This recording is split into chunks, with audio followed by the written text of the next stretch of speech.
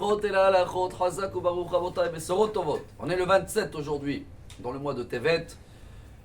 On veut essayer d'avoir une petite touche de paradis tout le temps dans notre vie, mais surtout dans le moment le plus beau de la semaine, c'est Shabbat, c'est Me'en Olam Haba. Vous savez que dans les Maximes des Pères, on apprend qu'une des choses qui sont créées juste avant la rentrée de Shabbat, Be'erev Shabbat Ben Hashmashot, il y a une liste. Et il y a là-bas le bâton, Hamaté, le bâton de Moshe Rabbeinu. On va essayer en 3 minutes comprendre un petit peu sur un pied l'histoire de ce bâton. Peut-être on va avoir le temps de le développer Shabbat parce que je le trouve extraordinaire. Et de comprendre que ce bâton-là, c'est le seul souvenir que Adam Arishon, déjà Adam, il avait pris avec lui quand il a été viré, sorti de Gan Eden. Le Midrash, il y a le coup de Shimoni, il amène l'histoire du bâton, très vite. Adam, quand il est sorti, il a dit, allez, au moins je prends le bâton, comme ça j'ai une touche dans la main de Gan Eden.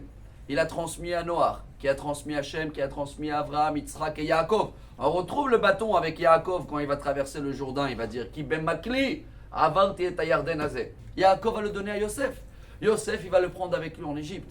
Et après que Yosef est décédé, les conseillers égyptiens, avec Yitro qui était là-bas avant de se sauver, il a pris le bâton chez lui. Il a planté là-bas et c'est marqué qu'ils ont tous essayé de enlever le bâton, mais selon le Midrash, il pesait Arbaïm Sea. Quand je dis Arbaïm Sea, c'est la quantité d'eau du mikvé. Ça veut dire minimum 500 kilos, un demi-tonne. Et personne n'a pu enlever ce bâton jusqu'à qu'il est arrivé Moshe. Et quand Yitro il a vu Moshe avec le bâton, il a dit, ah, c'est lui qui va se marier avec ma fille Tzipora. Et c'est ce bâton-là que Moshe Rabbeinu dans la paracha de cette semaine. Et pendant tous les 40 ans d'Égypte, il va prendre ce bâton-là, il va faire passer le peuple d'Israël, sortir d'Égypte, rentrer en Israël, et après ça va être transmis de père en fils jusqu'à le roi David. C'est quoi l'histoire de ce bâton, Rabotai? Ce bâton, il a été créé dans le moment le plus stress de la semaine, juste avant la rentrée de Shabbat.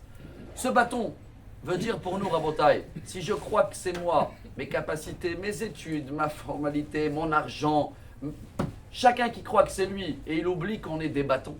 On est des bâtons, hein. On est juste là pour faire passer des messages, mais c'est jamais nous. Si quelqu'un il comprend que c'est jamais lui, il vit dans une touche de paradis, Rabotai. Et il est beaucoup plus calme parce qu'il sait que lui il doit faire, on est des tuyaux pour réaliser ce que Dieu nous demande.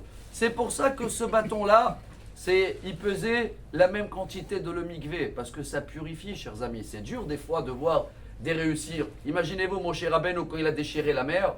Waouh, ça peut dire, regarde, je suis capable. Pas du tout. Il va dire, c'est pas moi, c'est le bâton. Moi, je suis juste un messager de Dieu. Alors, si on arrive à vivre avec ce message-là, qu'on n'est que des bâtons, Rabotai, on a le paradis dans la main. Et on s'inquiète beaucoup moins sur le sujet important, santé, parnassa, éducation des enfants, marier les enfants. Si je comprends que je suis le bâton, Dieu, tu vas faire le devoir, moi je suis là pour le réaliser. Eh bien, on a une touche de paradis dans notre main, ça nous purifie et on a besoin de ce message du bâton, surtout dans les moments les plus stress de la semaine. C'est pour ça qu'il a été créé juste avant la rentrée de Shabbat Shalom. Amar Rabbi Elazar.